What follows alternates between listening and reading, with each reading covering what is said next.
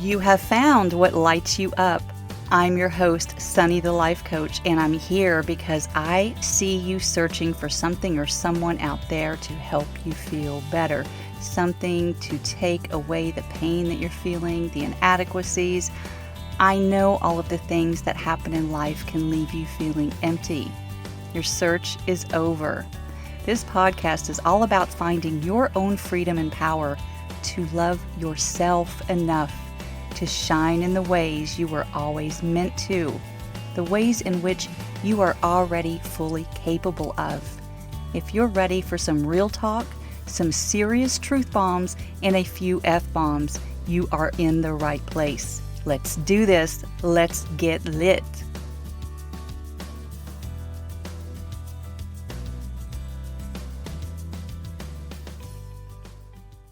Hey there, welcome to another solo cast. It's just me today, and don't worry, I know you like hearing my conversations with others. I am working on lining up some more talks very soon.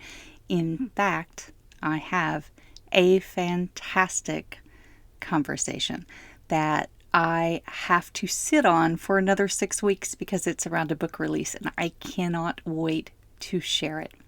I absolutely love sharing all of the things with you and honor every person who wants to step up and share their stories as well. It's all amazing. Did I mention how grateful I am that you are here? I am. How was your weekend? Over the past weekend, I dug up a whole bunch of my canna lilies. We have this amazing, what I call grove, but it's like this line of canna lilies in the back of our house along the fence line, and they have really grown so amazingly. If you don't know what cannas are, they are very tropical. If you Google them, C-A-N-N-A lilies, you'll probably immediately recognize them. They have these, huge green leaves, and ours have these lovely red blooms, but they are so overcrowded, and I have neglected this for years. And so what I did over the past weekend was I posted on our local Buy Nothing group. Look up the Buy Nothing Project. That is another amazing thing if you can find one in your area. Oh, lovely, lovely project to be a part of. Anything that you want to give away, not sell. You're not getting anything in exchange for it. You just give.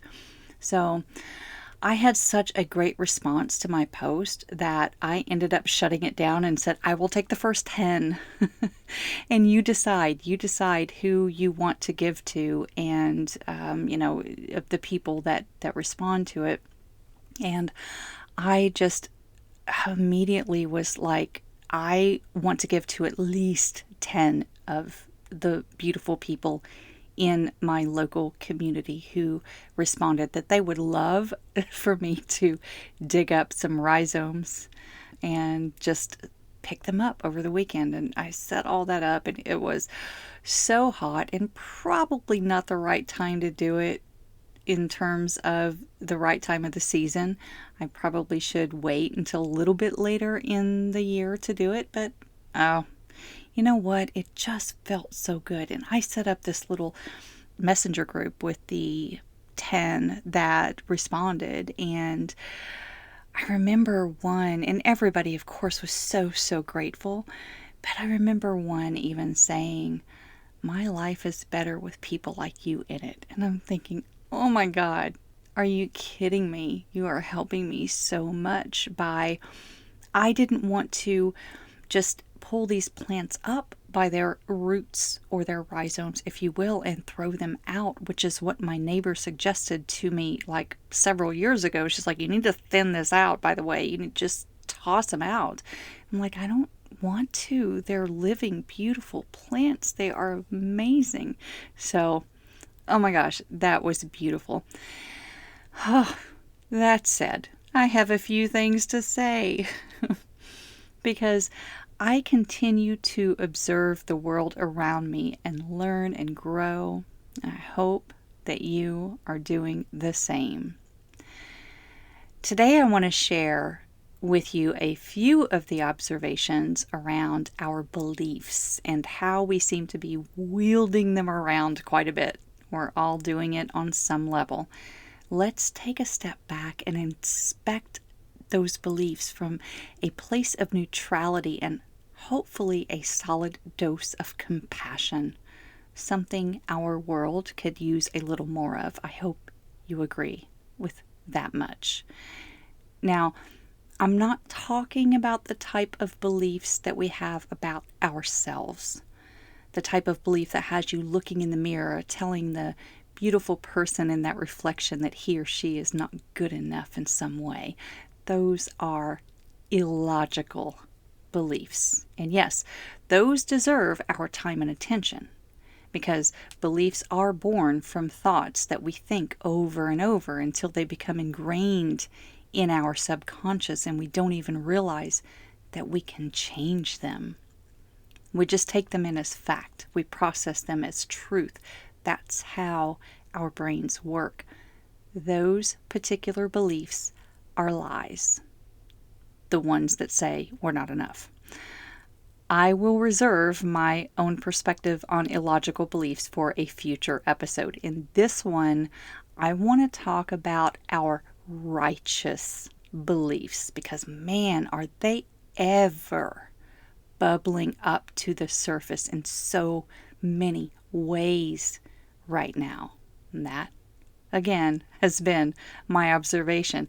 And for those of you who heard my episode with my friend Tsipa, where she said, righteousness is delicious, I want to tell you how much I appreciated that statement from her and highlight that we were talking about the difference between the men in my house closing a pantry door and me leaving a pile of clothes in the laundry room. I get to reserve moments like that to be a little righteous about the bad feng shui of leaving the pantry door open. I always close the laundry room door as well. Thank you. Next. That righteousness is delicious. My inspiration for this topic started with my ragged tank top. Perhaps you have one of these too, an old t-shirt or tank top that is so meaningful that you wear it the fuck out and its comfort level is off the charts. That's my tank top from Buddhist Boot Camp that I've had for, I don't know, about 8 or 10 years now. You can't get it anymore. I'm not sure why, but on the back it says, your beliefs don't make you a better person. Your behavior does.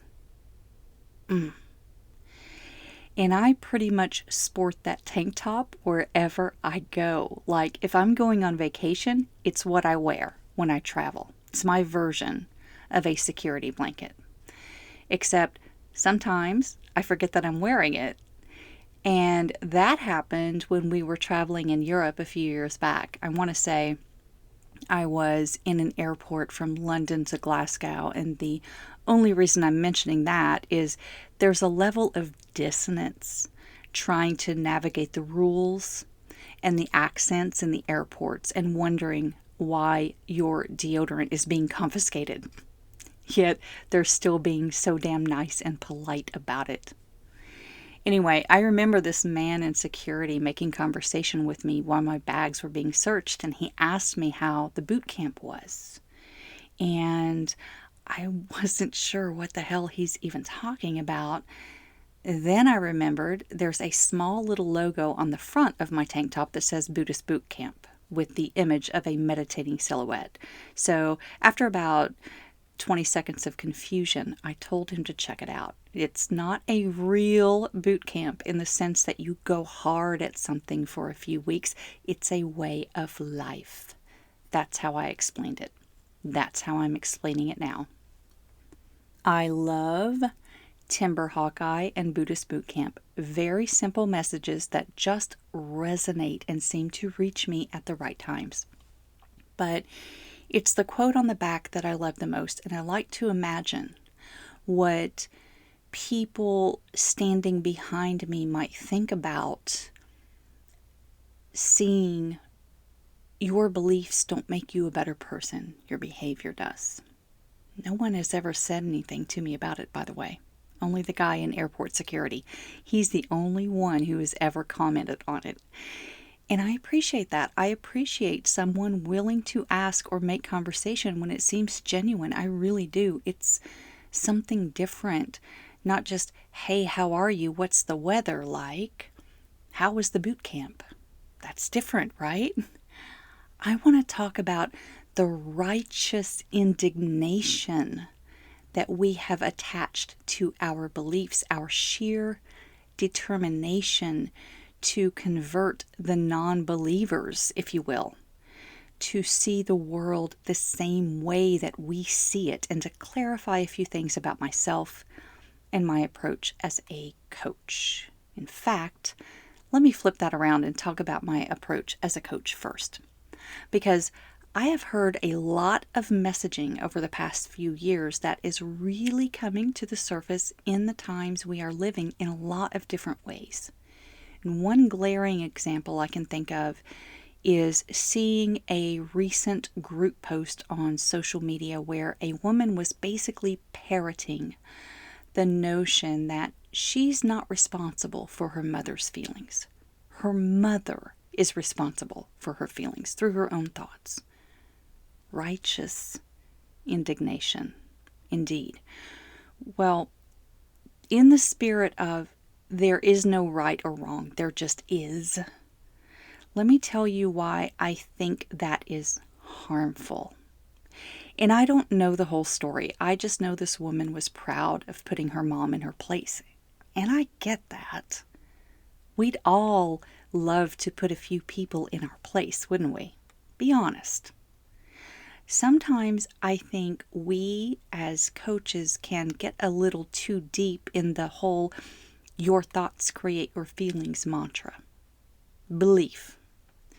We come to see ourselves as near enlightened, and knowing how our brains work, we want to tell the whole world how to fix themselves. And some of us even want to go so far as to say that I can't hurt your feelings. Only your thoughts about what I've said or done can hurt your feelings. Well, that is not an approach I would take. No one gets coached by me without their permission. Most certainly not my mother. That's not to say that every now and then she doesn't request my viewpoint. She does, occasionally. And that feels amazing. But that's also not an open invitation. I don't get to just wield my invisible coaching sword around and start taking out her beliefs like it's my damn job. As coaches, we often say that we don't tell others what to do, what to think, or what to feel. We simply show them their own thoughts. We shine a light, so to speak. That doesn't mean that we have a license to do or say whatever the fuck we want to, and then gaslight the other person and tell them to choose a new thought to think about it. My God, no. It's like, with great power comes great responsibility, right? If I believe that I can help someone to see things differently, and that in so doing, this other beautiful human being will have a deeper, richer experience of this life, then it would serve us both to share what I know. Yes? Absolutely. With permission. With full awareness and understanding of the road that we're about to go down. That's where the behavior comes in for me. I will always take responsibility for my own behavior, and I will never take you anywhere you don't want to go. Not intentionally. Intent plays a big role in this too. As I said, what I got from this example is this woman was proud of getting herself off the hook for any responsibility toward her mother's feelings. My friends, we still have a reasonable amount of responsibility to show up with compassion. You knowing how to manage your thoughts does not make you superior to those who do not hold the same level of awareness. It simply means that you get to live your life with more ease. Yes, your behavior matters. You can't go around the neighborhood smashing all of the car windows with a baseball bat and then tell everyone to change their thoughts about it because it's just a thing that happened. You did what you did. Own it. By all means, spread your message far and wide. I want to reach as many humans as possible with my messages. And I'm not trying to beat anyone into submission with my beliefs in thought work, for example. And in this particular example, I want you to know that I always encourage your own awareness of the emotions that you are creating within yourself. Of course, you get to decide when, where, how, and to whom you share this awareness with. It's all in how you use it. There are so many nuances to consider. That is always true. We have to engage our critical thinking skills, friends, and keep them intact. And I think intent is the key, quite honestly. People who know you and love you are probably going to be able to navigate the new and improved you eventually. They may be better able to assess your intent. When you're coming from love, people can read that. When you are coming from a place of judgment or I'm better than you, well, they can read that too. Be sure to give them the time and space that they need in order to do that assessment. You were probably afforded that much if you worked with me or another coach, or you are a coach yourself. You were given time and space to navigate and create the version of you that you are now. And it likely didn't happen overnight or through one conversation. It was probably a full tear down and rebuild. It has been for me. I'm pretty sure I'm still a work in progress, that I always will be. That's why I'm sharing this with you now. Let's keep that in mind, okay? Another thing I'm seeing a lot of these days is all the debate around masks or no masks or pro-vaccine, anti-vaccine. This is August of 2021. We are still in full-blown pandemic mode. Yes, I'm going to go there for just a hot minute because some of us need a little reminder or reinforcement. And if you had asked me a year ago if we would still be here having this debate, I might have laughed and said, surely not. Yet, here we fucking are. Still screaming at each other in all of the public spaces.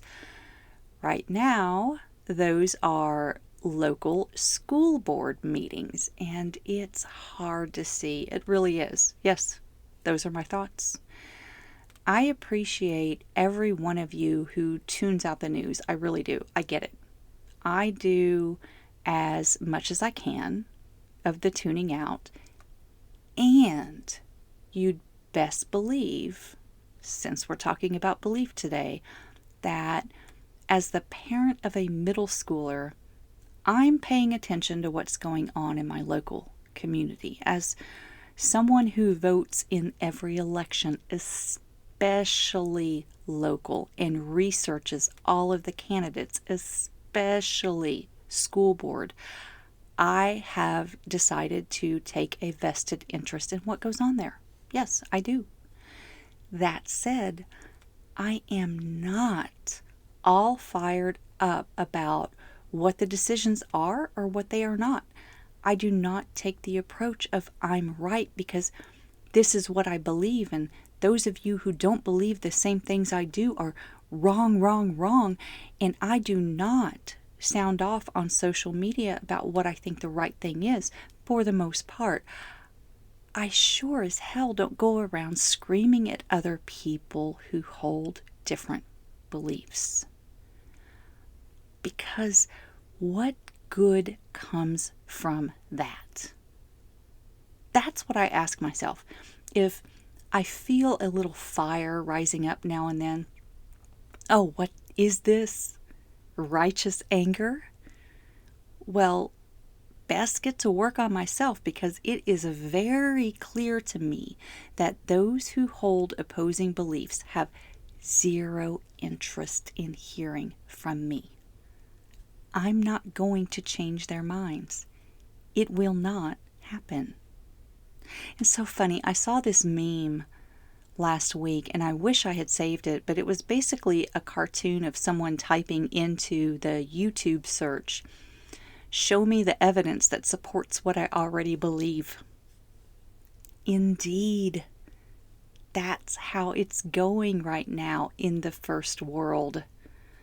Those of us who have water, electricity, and Wi-Fi are using all of our resources wisely, aren't we?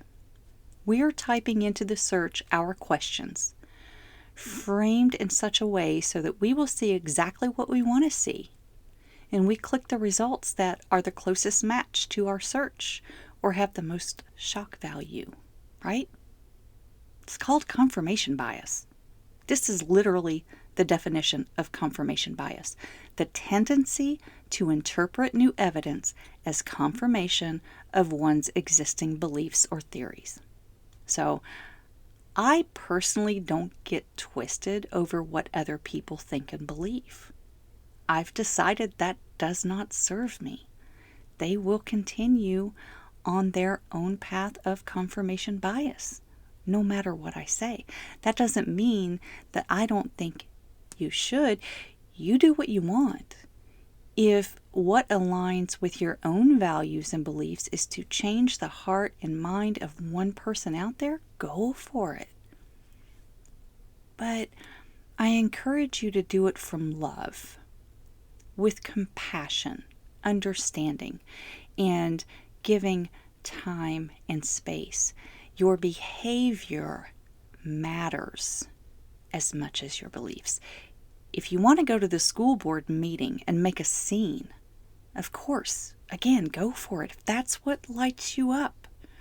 If you want to be TikTok famous, then get fucking crazy.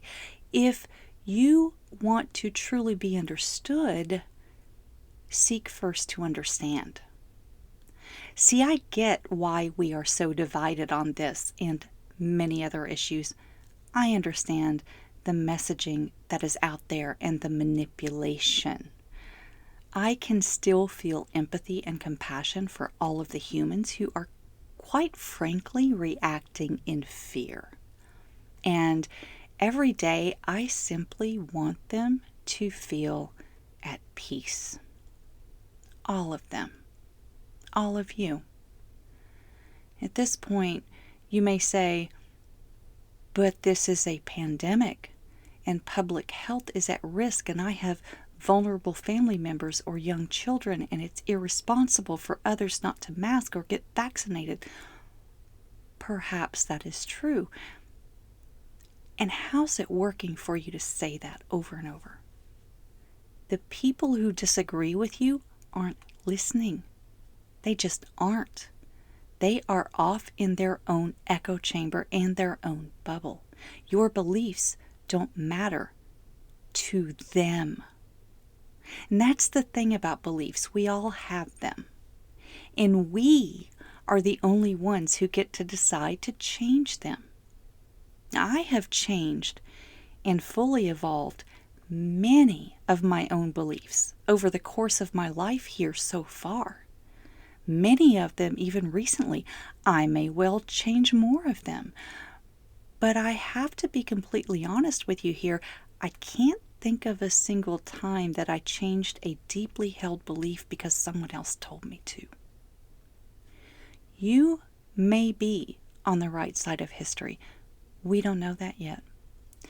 And whatever beliefs that you have don't make you a better person.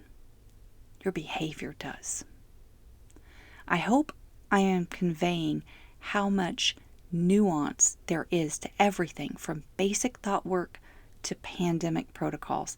There is so much to consider when you are making decisions in the moment about how to show up, whether it's for your mother, your best friend, or in the public square. I'm not suggesting you weigh your words or your presentation to the degree that you are not showing up authentically. I haven't even said that. We have to be mindful of the ways that we try to manipulate other people. We keep saying that we want to be seen, but we won't show our true selves unless we allow the anger to take over. I don't suggest you show up and try to sugarcoat anything. I simply suggest that you don't try to control the thoughts or the reactions of others. You show up authentically through your behavior. Of course, that is ultimately driven by your own thoughts. Anyone who suggests that it doesn't matter, in my opinion, is irresponsible. Anyone who tells another that they can behave any way they want, you just need to change your thoughts about it, is gaslighting. And that is not coaching. That is regurgitating a very oversimplified view of how human dynamics work. I'm going to continue to bring empathy and compassion into every conversation that I have, regardless of how inflammatory the topic might be. That's the behavior that I want to model. I believe that if I do that, my intent will be clear, and it positions me for valuable discussion, not one where I point out all the ways where you are wrong and I am right. No, instead in a way that is full of nuance, truly listening and seeking to understand. That is the behavior that I'm talking about. That is what matters. I would love, love, love to see more of that. I doubt that I will, because that's kind of boring. Those moments don't make it on social media, but if you know of one, or if you have been a part of one of those moments, please share that with me. I will leave my contact links in the show notes as always. In the meantime, as Rumi says, let the beauty we love be what we do. Yes, interpretation is everything, and how I interpret this particular quote is not about something as simple as seeing the beauty in your work, but in every way that you show up in the world, in this life. Let the beauty we love be what we do. What we do and what we say does matter. Challenge yourself to find something beautiful in someone who holds an opposing belief. You don't have to, of course, but it might be a fun exercise. Can you? One small thing. Perhaps see the humanity in another. Then hold on to that one thing as you approach them. See what happens. We spend a lot of time thinking about how we are seen by others. We spend a lot of energy trying to manipulate their thoughts about us so we can feel better about ourselves. How much effort are we putting in to reversing that and extending some kindness of our own? I don't know. Perhaps you believe you do a lot of that already. Maybe that is true for you. And if it is, do more of it. Do more of it with authenticity. We love beautiful things, and we are easily drawn to beautiful people. And when you can embody that in yourself and you show up with no agenda other than love, I think you'll be pleasantly surprised by how your view of the world will shift for the better. When I picked 10 women to give canna lilies to last weekend, I didn't ask if their values and beliefs aligned with mine. The only thing that I wanted to spread was a little kindness to as many as I could. And a lot of beautiful flowers that will probably multiply and grow for many years to come in at least 10 different yards within my own community. 10 different yards and counting.